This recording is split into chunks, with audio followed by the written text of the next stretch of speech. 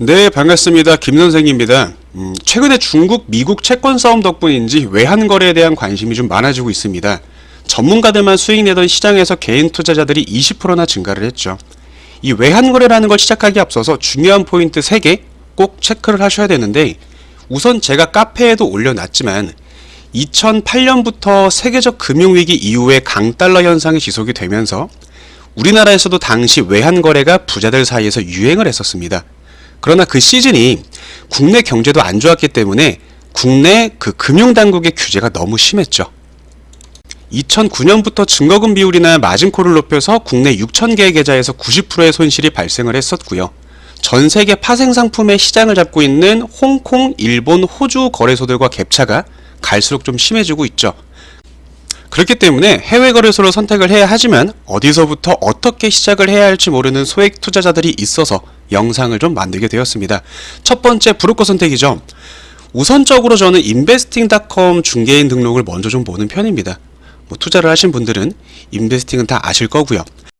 그리고 책임배상보험 가입이라는 게 있는데, 이렇게 보통은 좀 거래소 내에 작성이 되어 있을 겁니다. 제가 이용하는 거래소는 6억 5천까지 된다고 하고요. 국내 은행이 5천인 걸 보면은 이미 국내 거래소는 따라갈 수가 없죠. 그리고 각 나라별 선물협회 등 미국은 NFA가 있고요. 이런 각 나라별의 어떤 협회의 규제를 받고 있는지 확인을 해야 됩니다. 두 번째로, 브로커를 선택을 했다면 이제 투자를 시작을 해야겠죠. 추세를 보는 방법입니다. 우선은 외환거래라는 거는 특성상 교차의 성격을 가지고 있기 때문에 반대로는 격리가 있고요. 추세를 따라가는 외환 특성상 격리로 매매를 해야 됐다면 리스크가 엄청 났을 겁니다. 저는 항상 추세를 보라고 말씀을 드리는데, 이 외환거래의 차트는 보통 이제 빔이라고 하죠. 반대 세력을 임의로 갑자기 빔을 쏴버리면서 죽여버리는 차트가 없기 때문에 초보분들도 전체적인 어떤 추세만 읽을 줄 안다라고 하면 어떤 투자보다 쉬운 차트가 보이실 겁니다. 이걸 좀 먼저 볼 줄 알아야 그 다음 스텝이 가능할 거고요. 추세를 보는 방법은 다음에 한번 자세히 설명을 드릴 거예요. 세 번째, 비중관리죠. 외환거래는 특성상 교차의 성격을 갖고 있다고 말씀을 드렸습니다. 정말 간단하게만 말씀을 드리면, 교차란 내가 시드를 10% 넣었을 때 내 전체 시드인 100%까지 마이너스를 감내를 할 수 있다는 뜻이고요.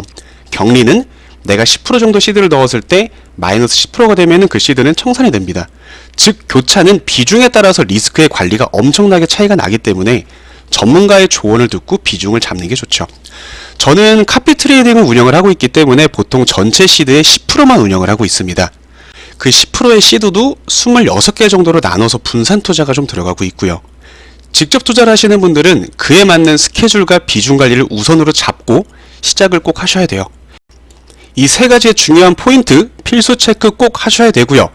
다음 이 시간엔 추세를 보는 방법, 그리고 카피 트레이딩의 추세를 따라 어떻게 수익을 내는지 모두 공개해 드리겠습니다. 다음 이 시간에 찾아뵙도록 하겠습니다. 지금까지 김선생이었습니다.